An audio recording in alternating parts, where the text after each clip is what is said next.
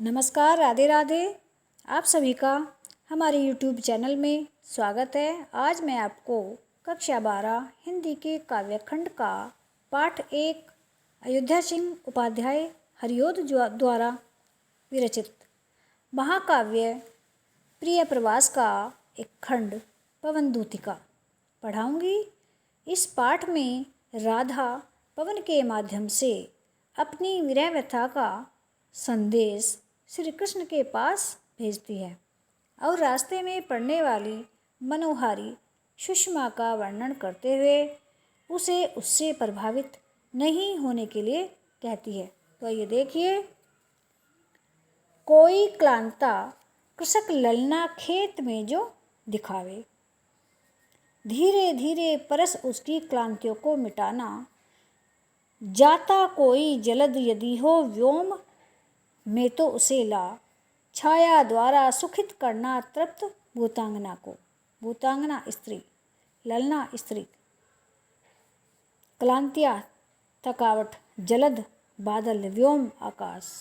तो देखिए, राधा कहती है कि हे पवन, यदि खेत पर कोई थकी हुई किसान स्त्री दिखाई दे तो धीरे धीरे उसका स्पर्श करके उसकी सारी थकावट को दूर कर देना, और यदि आकाश में कोई बादल दिखाई दे तो उसे उसके ऊपर लाकर छाया कर देना, जिससे उस स्त्री को शीतलता प्रदान हो।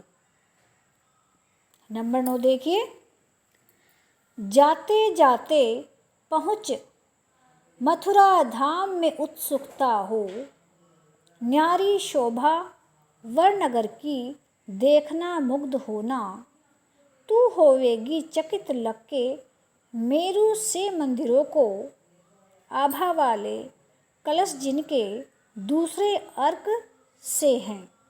मथुरा धाम, न्यारी शोभा अनोखी सुंदरता, अर्क सूर्य। तो देखिए, राधा पवन को समझा रही है और कहती है कि जब तू मथुरा पहुँचे तो वहाँ के पवित्र मंदिरों की भव्य शोभा को देखना मत भूलना। वे कहती है कि हे पवन, तेरे मार्ग में मथुरा नगरी भी पड़ेगी, तू जाते जाते उसकी शोभा देखना मत भूलना। जब तू मथुरा नगरी में पहुंच जाएगी तब वहाँ के भव्य मंदिर तुझे स्वयं ही उसे देखने के लिए उत्सुक बना देंगे। तब तू अपनी नगरी की उत्सुकता देखना मत दबाना, बल्कि उस नगरी की सर्वोत्तम और मनोमुग्धकारी शोभा को देखकर उस पर मुग्ध मत होना।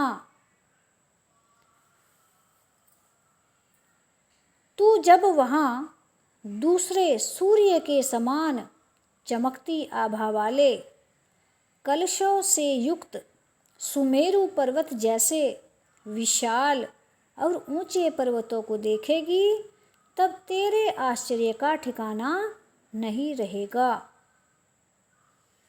नंबर 10 देखिए, देखे पूजा समय मथुरा मंदिरों मध्य जाना, नाना वाद्यों मधुर स्वर की मुग्धता को बढ़ाना, कि वहाँ लेके रुचि तरु के शब्दकारी फलों को धीरे धीरे मधुर रव से मुग्ध हो बजाना। हे दूतिका, दूतिका जो संदेश लेकर जाती है, तू मथुरा में थोड़ा ठहरना और पूजा के समय वहाँ के मंदिरों में जाकर वहाँ बजने वाले विभिन्न वाद्यों की मधुरता को अपना मधुर स्वर प्रदान करके उनकी मधुरता में वृद्धि कर देना। अथवा तू वहाँ के मंदिर परिसरों में खड़े अनेक प्रकार के वृक्षों में से अपनी पसंद के वृक्ष का चयन कर उसके फल, फूल, पत्ती अथवा तने से शब्द रूपी फल को ग्रहण करके धीरे धीरे बहते हुए चलते हुए मधुर ध्वनि के साथ मुग्ध होकर अपना राग अवश्य बजाना। नंबर 11 देखिए।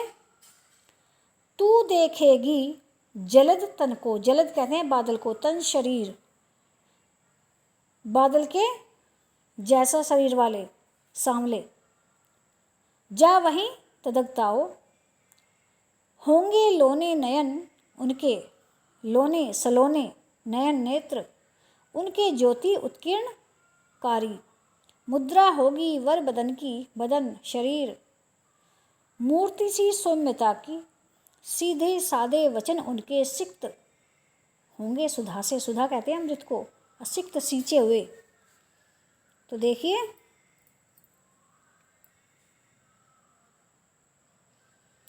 राधा पवन को मथुरा में स्थित अपने प्राण प्यारे श्री कृष्ण की पहचान बताती हुई कहती हैं, श्री कृष्ण की जो है वे पहचान बता रही हैं और कहती हैं, हे पवन, मथुरा के वातावरण में स्वयं को ढालकर, स्वयं भी वैसी ही होकर तू वहाँ बादलों के समान काले वर्ण वाले श्री कृष्ण को देखेगी। उनके सुंदर नेत्र तुझे प्रकाश बिखेरते दिखाई देंगे। उनके श्रेष्ठ मुख की भाव भंगिमा तुझे किसी भव्य मूर्ति की सौम्य मुख मुद्रा के समान दिखाई देगी।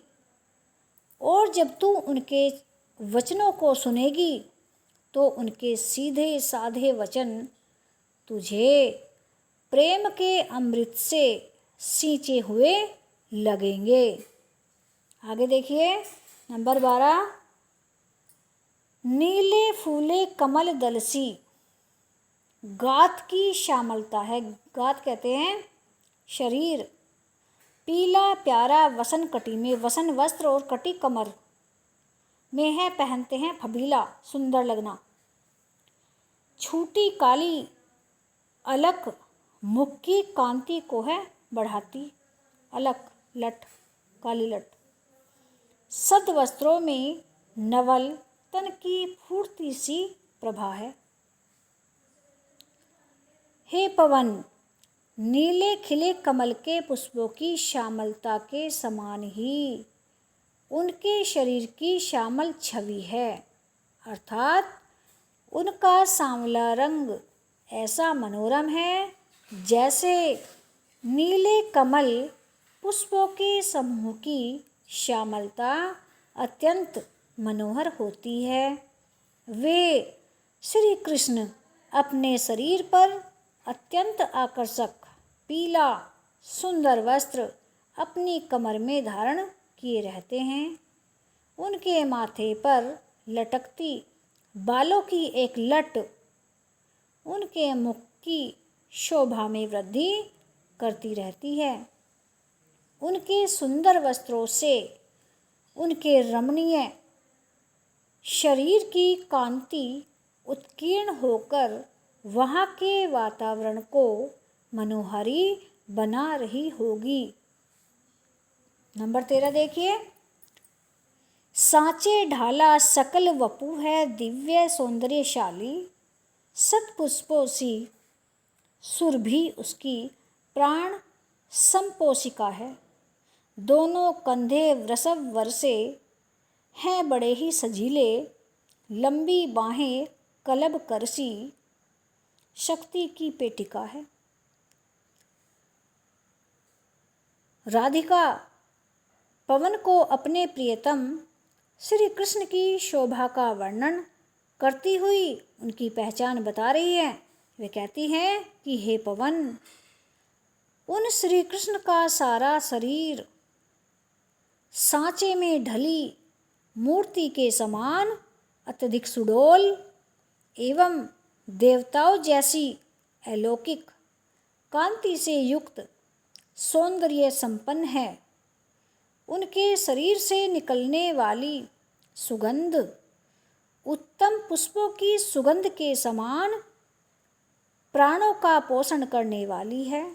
अर्थात जिस प्रकार उत्तम पुष्पों की सुगंध व्यक्ति के मन को प्रफुल्लित और आनंदित कर देती है, वैसी ही उत्तम सुगंध श्री कृष्ण के शरीर से स्रावित होती है। उनके कंधे श्रेष्ठ हैं और विशाल हैं, बलिष्ठ हैं। उनकी दोनों भुजाएं हाथी की सूंड के समान शक्ति की पिटारी हैं या शक्तिशाली हैं। आगे देखिए नंबर 14। राजाओं सा सिर पर लगा दिव्य आपीड़ होगा, शोभा होगी उभय श्रुति में स्वर्ण के कुंडल की। नाना रत्ना कलित भुज में मंजू कयूर होंगे, मोती माला लसित उनका कंबूसा कंठ होगा। वे आगे कह रही हैं, उनके सिर पर राजाओं के जैसा अलौकिक कांतियुक्त मुकुट सुशोभित होगा। उनके दोनों कानों में तुझे सोने के सुंदर कुंडल शोभा बिखेरते दिखाई देंगे। वे अपनी दोनों भुजाओं में विभिन्न रत्नों से परिपूर्ण सुंदर बाजूबंद धारण किए मिलेंगे। इसके साथ ही उनकी शंख जैसी सुडौल सुंदर गर्दन में मोतियों की माला सुशोभित होती दिखेगी। अगला नंबर देखिए, तेरे में है न यह गुण जो तू व्यथाएं सुनाए, व्यापारों को प्रखर मति ओ युक्तियों से चलाना। बैठे जो हो निज सदन में मेघ सी कांति वाले, तो चित्रों को इस भवन के ध्यान से देख जाना। आगे कहती हैं कि हे पवन, तुम्हारा मुख नहीं है, अतः तुम किसी भी बात को बोलकर समझाने में असमर्थ हो। यद्यपि तुम्हारे भीतर बोलने का गुण नहीं है, फिर भी तुम अपने क्रियाकलापों के द्वारा और अपनी कुशाग्र बुद्धि के द्वारा अपनी बात समझाने में सक्षम हो। तुम मेरी व्यथा और संदेश मेरे प्रियतम को देने में अपने क्रियाकलापों और अपनी कुशाग्र बुद्धि का ही प्रयोग करना। यदि बादल की कांति के समान सुंदर वर्ण वाले मेरे प्रियतम अपने घर में बैठे हों, तो तू सबसे पहले घर में टंगे सभी चित्रों को ध्यानपूर्वक देखना। तो आज के लिए बस इतना ही। अगली पद्यांश अगले वीडियो में